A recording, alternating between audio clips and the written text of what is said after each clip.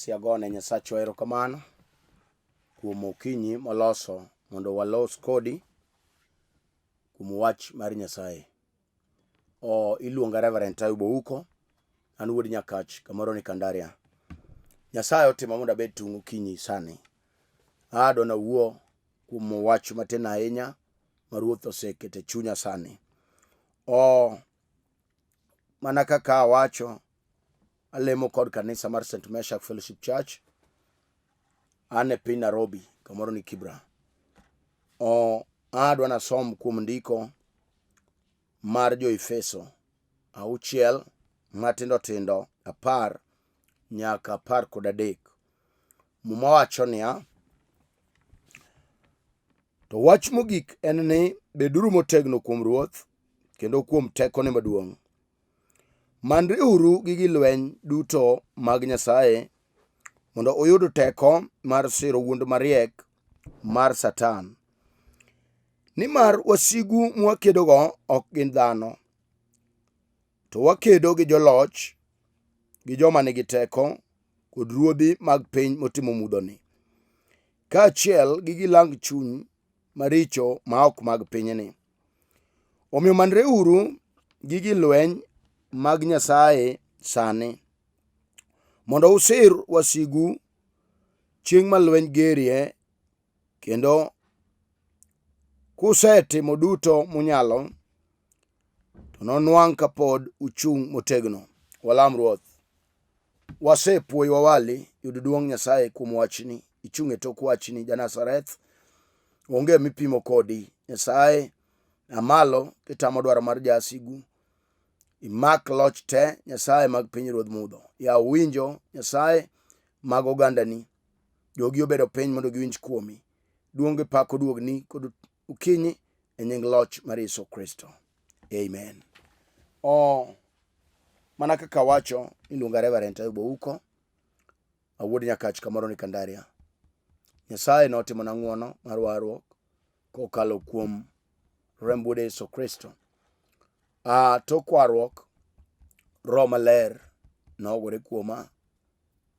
Roho Maler noketo mich kuoma ma adwa natim dakika manok mondo walam Nyasaye. Asomo e kitabu mar Jo-Efeso 6 10 matindo nyaka 13. Mumb Nyasaye wuoyo weche manotimore e kinde muma, kendo thoro yie mar wach ma adwa na wuoye wacho ni lweny mar chuny. Mane ujumbe ma adwa na wuo kodi, lweny mar chuny. Nyadi mang'eny lweny osebedo, kendo ka lweny nitie to onge gima ber manyalo wuok. Kamoro amora ma lweny nitie, kata obed e keny, kata obed e piny, kata obed kari mar tich, kata obed mane dala ma lweny osebede, gima ber manyalo wuok kanyo onge.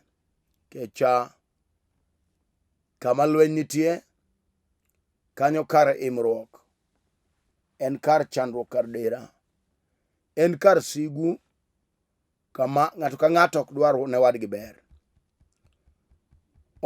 Paulo jataso wuoyo gi Jo-Efeso, koyudo Jo-Efeso to puonjo gi weche moko. Chalo ka gima sane noromo makoro dwa noa Efeso ochako dhi e piny machielo. Weche kama somono en kama Paulo wuoyo kotiekore gi Jo-Efeso. Wan gi wach, koka wan gi weche. Nitie kaka Paulo ne puonjo wechege e yor Roho Maler. Ndoki somo 10 kama somo to wacho ni wach mogik. Nyiso no wuoyo weche mag werruok. Jiwere opuonjo gi mogik. Nyiso gi ni wach mogik en ni beduru motegno kuom Ruoth. Nyiso ni Paulo nong'e ni lweny nitie, makane ok oguro Jo-Efeso kuom weche moko mag chumbe, to nong'e ni lweny biro yweyo wechego e chunygi gi ywech. Ich wan gi ji ma gigo lweny to ging'eyo lweny ma gigoyo. Muma wuoye lweny mar chuny ema dona wuoye, ok awuo e lweny ma physical. Awuoye lweny mar chuny. Kaka jasigu tiyo osetamo ji mang'eny fwenyo, kata mondo ng'ato ni mato Satan emochoma gi lwenyni. Gimineno okono matimore kuom ng'ato, mano result mar lweny mar chuny. Chwan gi lweny migoyo angani ka jachien oseto lweny e piny ruodh mudho, ato koro o manifest e physical. Okama ochakore in the spiritual, tinene physical. Koro gima ng'ato onego ng'e en kama lweny chakore. Chalo workshop milose e kombe kata mesni. Kidonjo e workshop kama ilose gik moko, furnitures, tibiro yudo ka kanyo nywandore kabisa. To ka koro oselosgi, tiketogi kama iluongo ni display. Display kanyo ler, osetimnegi finishing, gin gik mabecho malombo wang'. Jachien be tiyo kamano. Wan gi workshop kama ofunde gik moko, kama ilose lweny, kama ilose sigu, kama ilose gik makoro ineno ka manifest in the physical realm. Nyiso ni en lweny mikwongo ifundo in the spiritual realm, ato ne onenore e physical. Paulo to wuoyo gi Jo-Efeso ni wach mogik en ni beduru motegno kuom Ruoth kendo kuom tekone maduong'. Gima biro tami kata gima biro tamo ng'ama chielo, kata gima osetamo jolemo, en bedo motegno kuom Ruoth. Ji kawuono dong' kawacho Yesu pake mar dhok mar lep ma oko, to chunye iye Yesu notok odake. Gimomiyo biro koni ni Yesu ok odak e chunye en gik motimo. Kech Yesu gi Satan ok nyal riwo ot achiel ni gidak e chunyi kanyo. Ondike Muma ni gima ni e chunyi ema lewi ulo. Lep wacho gima wuok e chuny. Mane gima Muma wacho, lep golo mana gima oa e chuny ng'ato.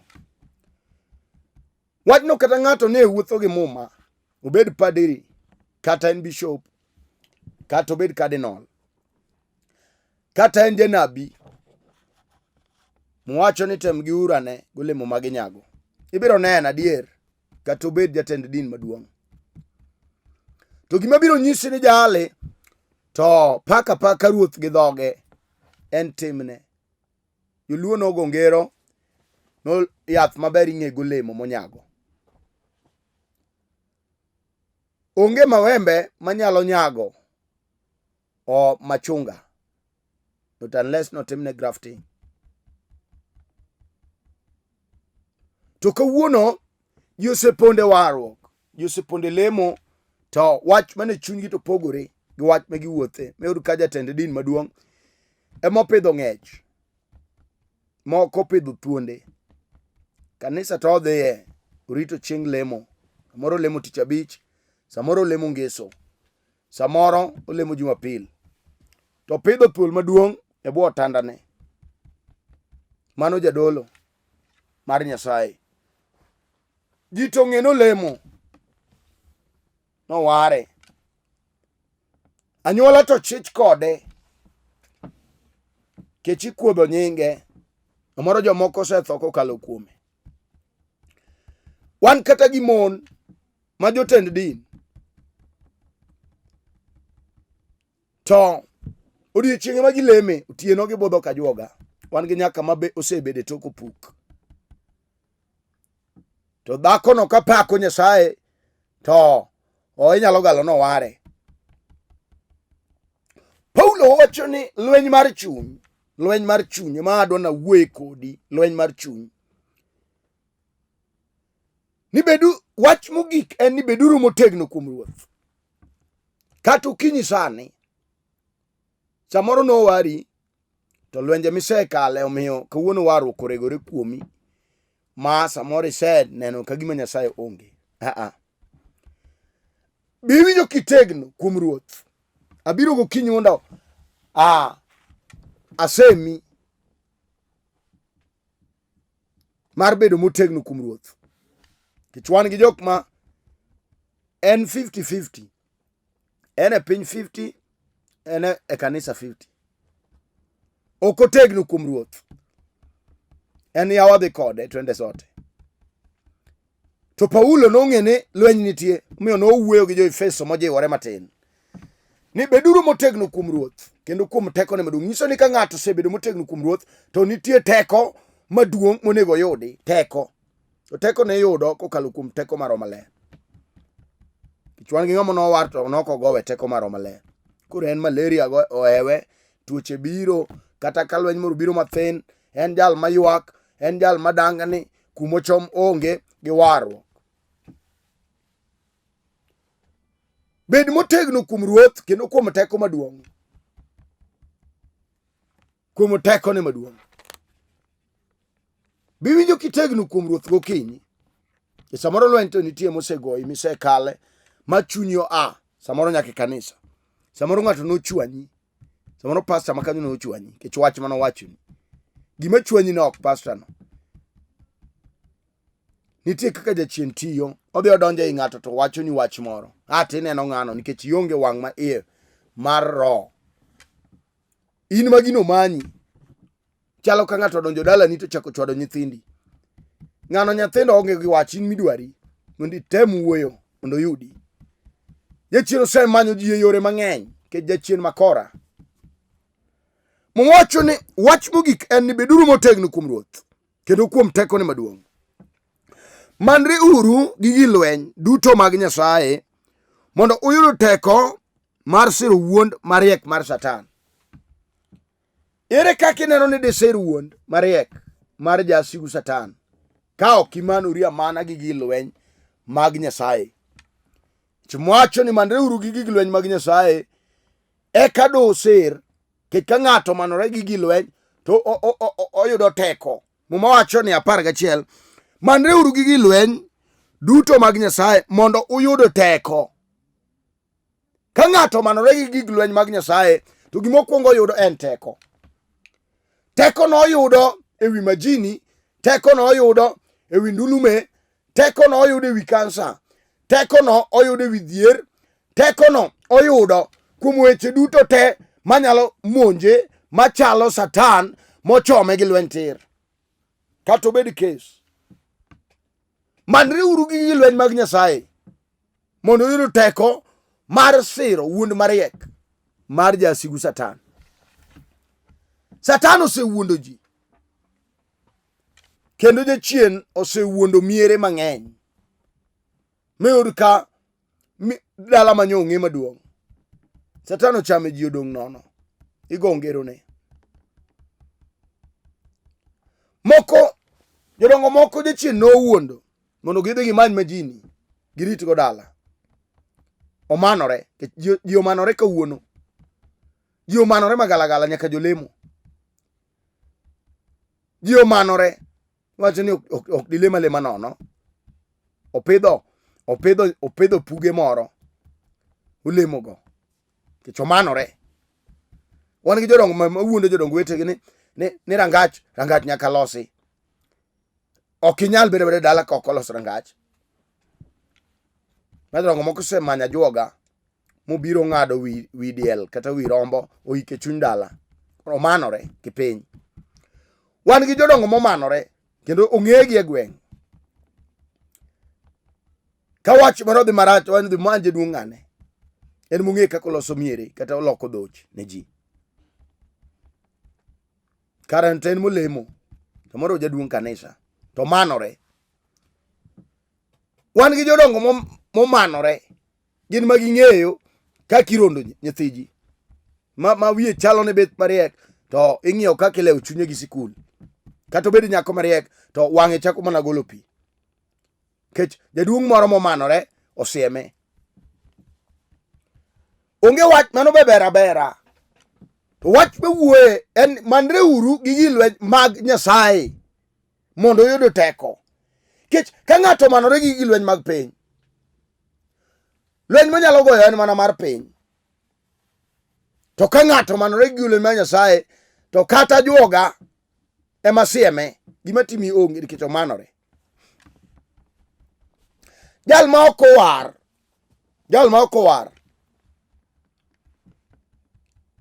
en ok onyal tony kuom jawuond mariek ma en jasigu Satan. Tony tek ahinya. Emomiyo Paulo wuoyo gi Jo-Efeso ni manreuru gi gilweny mag Nyasaye sani. Samoro nyi lemo to pok imanori, Roho Maler onge. Kaka itiyo ni Nyasaye be itiyo 50-50. Wach made kwan maber, ka en chokruok to idhere chien. Lemo be ilewone, nyaka pastor ema parni ni kawuono ni ileo kanye. En dhako magolo lewni gokinyi chieng' lemo, orokni olwoko mondi, kokang'o ringo saa kochomo 6 ochomo lemo. Nyiso no gino onge chunye. Otime samoro mondo pastor ne nodhi, samoro time mondo nene nokelo kwane kanisa. To wan gi manruok ma ng'ato war chunye to ng'e maber, chieng' lemo en chieng' lemo. Manreuru gi gilweny mag Nyasaye sani, eka doyudo teko mar siro wuond mariek mar jasigu Satan. Gino dwaro manruok gi wach Nyasaye monyono piny. Odwaro manruok gi gige lweny mag polo, ok mag piny. Mag piny to kalo. Meyuri ka juoga manyidhi ire kidok yudo ka juogo tho, igo upe. Koro itimo nang'o? Samoro geno ni tene ni kuome. Osiepna woro chieng' moro wagogo mbaka, Bishop maluor ahinya, wuod Asembo. Unyisa na juoga moro ne gwenge iluongo no Chieng' Kogongo. Mano ja Asembo Kanyikela. Chieng' Kogongo osiepna ne nyisa ni en kosiemi ni piny okang' ne imreni, to piny ok imreni. To pidho oganda sano. Oganda opidho sano, to oganda no ti. To koti mothiewo ogolo mafua, mochako keto oganda umoyo, moganda no ochiek mobarore the same day, ngima ni orumo. Chieng' Kogongo ne oda otenga mawuok malo malwar piny. Taworo thora tipa. Chieng' Kogongo noninde liel. Yesu to ngima. Kati rondo ji, iserondo jogweng'u te itieko. Irano nyithi oweteni. Samoro iro juogwang' kichimanori. Kati dhi e piny waswete manyo yath, iso e wi gama malo, samoro iso e wi otanda. Kati mako go dichuo, kech wan gi mon magalagala mabe osebedo trend e chama kuonde ma gidhiye. Mon moko wuondo jowetegi. Ing'eni dichuo dimi pachi te, ok dimi e wi. Bera. To koro ere gene gino. Kech mon ma ok mi chuogi bath wigi go, gine mon meyudo kadak tamo. To gidonje chama moko na dak kationge. To gino kintame to gino gole oke keny. Kech Satan, wuond mariek mar Satan chosedonjone. Kendo nya yudo ni wuond ma Satan wuondogo mon gi chuo opogore gi wuond ma kolela mazego more no wuondogo mon mane osiepegi. Nyan ka pari to okachiem. To onge sama kech no nege kolela maze go more. Koro wuond ma Satan to kalo kanyo. Wuond ma Satan to kalo maromore kod kolela maze. Mar Satan meru ka Satan odonjo wuondo dhako moro mowuok e keny. Samoro dhako wadgi manyise ni churi ni tachichgo. Wachno kende kelo lweny ma wang' dhako we chwore nofundo. Satan osegole keny. Ke dhako ma advice no bedak no tame ode. Embo bae papa odwa ni ji ochalre. Samoni ni odi no to piwang' e chwer. Manreuru kod gilweny mag Nyasaye sani mondo uyud teko mar siro wuond mariek mar jasigu Satan. Mano lweny mar chuny, en ogore chuny. Muma wacho niya, nimar wasigu mwakedogo ok gin dhano. Kanya adwa ni winji.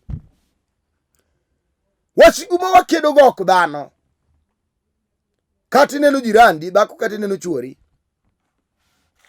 Kech nitie gima nyalo timo chuori samoro madho kong'o mer. To kore weni kigone koko gi lelo madalau to ni nyalo chungo kong'o. Samoro ibuoge ni dwa weye. To kate buoge okine chiege mokwongo. Mono se biro to dhiga. Samoro ini dhako mar 5 kata mar 4. Koro wecho no ok nyal miyo we kong'o. Kech gino gir remo. Kwar gimoro be ibiro yudo ni no madhe kamano mothoe. Samoro ento noko kendo kata. Ya kwara no ber kendo to mone madhe. Moko dhi gi nyithinde gi moko be onge nyithindo. Mumocho ni wira lweny ma wakedo ok waked gi dhano. Ok waked gi dhano. Kauno ji go lweny mag ringruok. Ma ng'ato neno wadgi. Ok one Satan modonjo kuom ng'ato. Samoro ne uno siepe. To jachiro bi donjo chunyo siepni. Ato kilo utugo kodi lweny. Ok en. Ruoth onego miye wang' ma iye mar neno jachien modonjo kuomeno. Ati lamne. Kawuono yudo kanya nyaka jomowar. Nyaka jodolo. En koko oywangu mogo dhako. Muma boting'o. To muma ndiko niya. Ne unu ket lwetu kuom jotuo. To gini changi. Nyiso nang'o. Elwet jatich Nyasaye ka nitie sirenj gi aspirin. Ma samigo dhako no ipuko yath. Lwedo ka nigi teko mar chang. Weneno gik moko gi wang' ma oko. Weneno gik moko gi wang' ma oko. Ruoth onego mi wang' ma iye mar ng'eyo kaka wasigu tiyo. Lweny ma wakedo ok waked gi dhano. Wan gi ji 4 ma wakedo go. Ma adwa na ler manok mondo walam Ruoth. Okang'e kaka chunyi wuoyo. Muma wacho niya, nimar wasigu mwakedo go ok gin dhano. To wakedo gi joloch. Jaloch en ng'ama noseloga lweny. Ok koko dwa loyo. Mondo luong ng'ato ni jaloch, nitie lweny manoseyude moloyo. Omi iluonge ni jaloch. Mwacho ni wakedo gi jaloch. Ento diloye nade ka ok imanori gi lweny mag Nyasaye. Jal moselo chuo gi mon. Nyaka chuo maroteke moko senite maram nikech jaloch ologi. Moko nologa jali. Moko nolo ka pala nochwoe ba. Nikech jaloch ma wasigu no nologi. Moko noloyo kogole keny manotimo arus. Kawuono tang ni oko. Dhok to budho dala gi chwore. Dala gi nyako. Dhok budho kuro. Nyiso ni noloye magino gole oko e reru. Mwacho ni wakedo gi joloch. Mano wach namba 1. Namba 2. Wacho niya. Gi joma nigi teko. Nyiso ni wakedo gi joloch. Koka wakedo gi jal man gi teko. Jal man gi teko nyalo mana loyo ka imbe in gi teko. Moloye. Omiyo mwacho ni Manreuru gi gilweny mag Nyasaye mondo uyud teko mar siro wuond mariek mar jasigu Satan. Nyiso ni ng'ama manore gi gilweny mag Nyasaye ema nyalo yudo teko mar siro wuond. To teko no ema biro chomo teko machielo no. Kata obed teko mar dhier, kata obed teko mar tuo, kata obed mana teko mag majini, kata obed teko mag ndulume, kata obed mana teko mag sickle anemia. To ka ng'ato manore gi gilweny mag Nyasaye to oyudo teko mar siro wuond no. Unuyudo teko. Wakedo gi joloch. Wakedo gi joma nigi teko. Mano wach namba 2. Wach namba 3. wakedo kod ruodhi mag piny motimo mudho ni. Ruoth en ruoth, kata obed mana chief magweng'u. Ko amua ni ok inind dalani, ok ibe nindo. Kech en gi teko, en ruoth. Tema Paulo wacho ni wakedo gi ruodhi mag piny motimo mudho ni. Ruodhi. Ok en ruoth achiel, to gin ruodhi mang'eny. Ruoth kata obed mana ker mar piny, to bede palace. Nikech ruoth bede palace ne. Kamobete no, ochiwo order, to order mochiwo ne emetimo. Ka en gi cabinets mage. To be mane kaka piny ruodh mudho betiyo. Ruodhi mag piny ruodh mudho gin gibede palace kargi. To gi program ni kawuono wadwa dhi kelo lweny. E od Fred wadwa dhi kelo lweny. E od Grace wadwa dhi kelo lweny. E od Turfena to gipango asto gi order. Cabinets gini koro dhiuru e odno, tamuru dhakono ni en nyuole moko be nyuol. Keny to nowe chako midonje keny ma samoro no lamni ma jonyuol ni obedo gi mor. Kech ilo nyiri manyo tedo dhi otamo. Onge wach. Sama nyidhi to jochiende go linga linga. Sama idonjo ni igni 2 pok ineno nyathi. Nyiso nang'o? Ruodhi mag piny motimo mudho otamore. Wakedo gi joloch, joma nigi teko kod ruodhi. Koro gimoro mama timi, ne ging'iye gi wang' ma iye, ei ro. Kiseng'e ng'ama ikedo go. Ich wan gi joma gilemo to gikia lweny ma gigoyo. Gikia. En gik moko te chalre ne. Wakedo kod ruodhi mag piny motimo mudho. Ruoth ko order ni nyithindo jowuote keturu madho kong'o te. Keturu dhoje duong' gi chiege ok winjre. Keturu ni nyithindo ok winjre gi jonyuolne. Ruoth order e piny ruodh mudho kanyo. Sikul fee ma utamgie. Nyithindo sene ni nyithini riek. Ung'e ni gibiro konyo dalani. Koro ruodhi mag piny ruodh mudho go gi order ni pesa ma koro igole lwetgi. Miyud ka nyathi mariek somo koro tamore kech gimi kedo go ikia. Ikia kama ondike muma ni fedha kod dhahabu gin mag Nyasaye. Kitabu mar Hosea 2:8. Ka ng'ato ng'iew right mare, to mane gimilogo bura e nyim Satan. Yesu wang'o wuoyo kode ka Satan odhine koselemo 40 days 40 night. Ni kawuono kilama kigocho ngi piny to abiro miyi piny ni te. Chako temo Yesu ni lokane kidigi kuon mondo icham. Yesu duoke gi muma nondiki. Koro gimondiki ne ma jichien oluor. Okinde samoro kata gimondiki kia nikech wan gi joma muma giteng'e buru chieng' tich abich, kolemo tich abich kata kolemo ngese jadwen, kata ka en Jumapil to teng'o muma e buru kuma nyosoye, samoro osoye bwo tanda, samoro no osoye e buge moko ma muma obanore. Koro en iteng'e chieng' ma odwa dhi lemo no koni manyauru mumba cha. Ok oso muma. Enu tiyo gi weche mowinje dhoji. Wakedo gi joma nigi teko, wakedo gi joloch, wakedo kod ruodhi mag piny motimo mudho. Mano wach namba 3. Wach namba 4. Muma wacho niya, kod ruodhi mag piny motimo mudho ni kaachiel gi lang chuny maricho ma ok mag piny ni. Namba 4 en ni wakedo gi lang chunje maricho ma ok mag piny ni. Mano wach namba 4. Lang chunje maricho to gin mag piny ni. Gin mag moko mag angani, moko mag choke mag wiye mag kaburini. Meru ka ng'ato oware to oleko dagi moro manotho ni de. Samoro leko ne ilawe gi beti. Samoro leko joma lawe gi tong'. Samoro leko no oywa ring'o.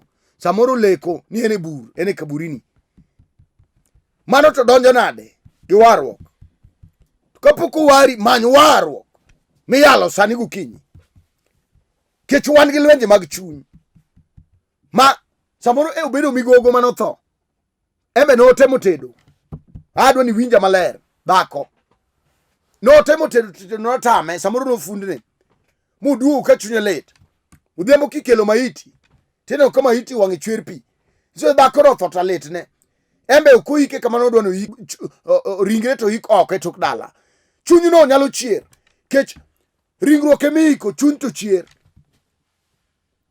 Ka ng'ato ok owar, to chunyege maduogo wero chieno ji. Miyo ng'ato nigo war, mapong' gi teko maro maler. Paulo wuoyo ni wakedo gi joloch, joteko, wakedo kod ruodhi mag piny motimo mudhoni, koka wakedo gi lang chunje maricho ma ok mag pinyni.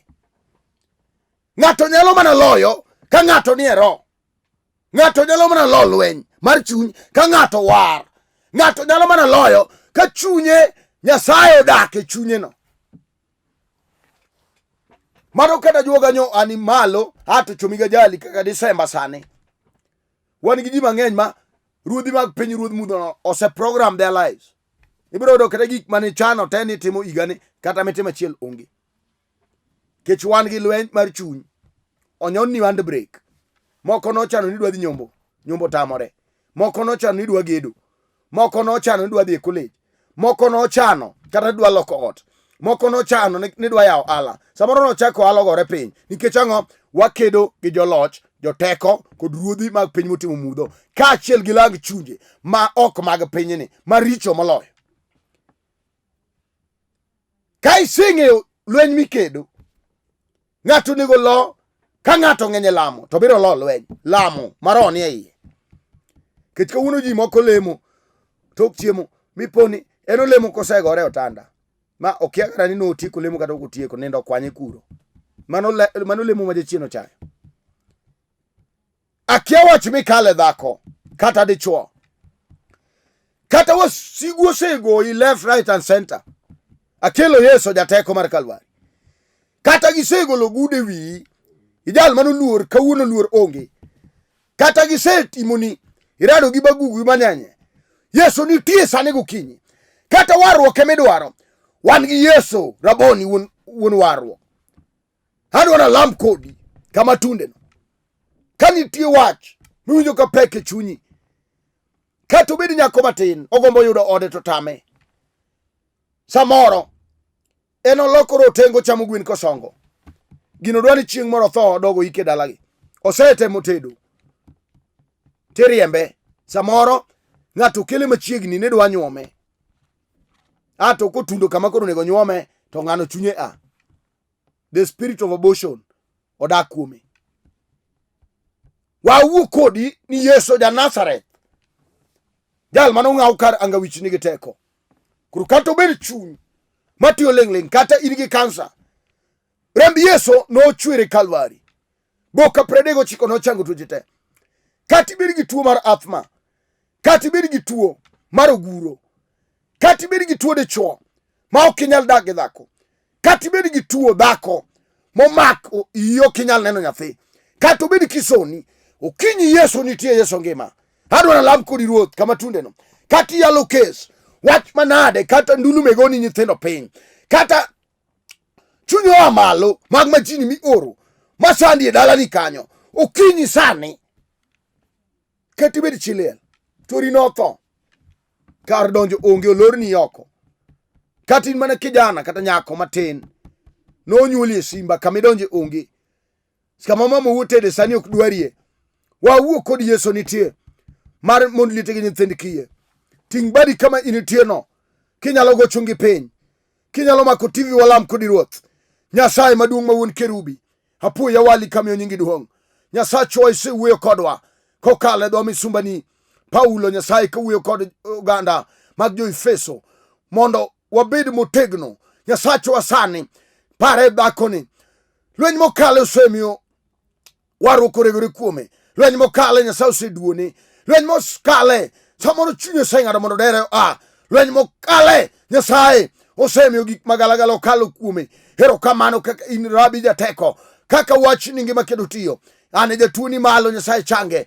Nyasaye yaw mbape yaw ne jebes. Nyaka dichuo madwa gedo, nyaka madwa kendo, Nyasaye nyaka madwa ode madwa tede. Timne nyako ni ng'wono jateko. Erokamano kuom seko amalo. Nyaka mayaw alatogore piny. Nyasaye madwa dhok mondo dhi oter korgi chiegene. Timne ng'wono sani. Irie badi ne ng'ato kod ng'ato. Nyasaye nyaka jakong'o osetemo mondo we kong'o gino tamore. Par nyaka kijana mamadho njaga, kata majakuo majambasi, gino chunye neno mondo we to wasigo tame. Ane malo kete mane ng'wono. Duong' odog ni Nyasachwa. Par Lweny TV. Par joyalo duto mayalo ka. Iting' Lweny TV malo. Nyasachwa lamu ka yie ni setimo. E nying loch mar Yesu Kristo. Amen. Amen. An mana wuoyo kodu. Iluonga Reverend Ayub uko. Awuod Nyakach kamoro ni Kandaria. Wara ero Yesu. Alemo kod kanisa mar St. Meshach Fellowship Church. Ane piny Nairobi. Kamoro ni Kibra. Kanye mawachokore. Ka inyalo biro. Ine piny Nairobi. Kaugari Town. Namba boro. Railways. Keli Karanja. Ka in Kencom. Kaugari number 32. A town. Keli Karanja. Karanja kanyo kilor One Boot Rail Education Center kanyo. King'iyo piny.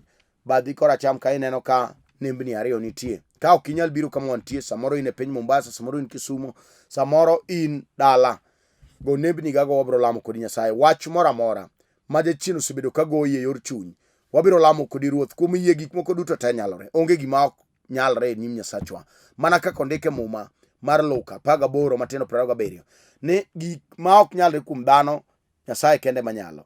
Nyiso ni kata mari no nyalore. Kane en Nyasaye achiel nyoro tinene manyaka chieng'. Pok oloke. Ji wilo gik moko wilore, to Yesu Kristo to osiko manyaka chieng'. Nyasachwa en achiel nyoro tinene manyaka chieng'. Nyasaye mondo gwedhnau. Namba na ne ng'ama dwaro namba na en 0727 38 5424 0727 38 5424. Namba na mar Airtel en 0734 434 156. Nyasaye mondo gwedhwa duto. Nyasaye mondo par jodolo duto mag St. Meshach, Archbishop Emeritus Dr. Esbono Mwandonjera kod Archbishop marwa Ogina Maudo Kuto. Nyasaye mondo ting'u malo. Opar George Lawi kod Dr. Ellen kaune piny Ahero. Nyasaye mondo ting'u malo. Wachak waradi chieng' wuok tich saa 12 nyaka 12:30. Shalom, shalom, shalom. Weche na gitimbe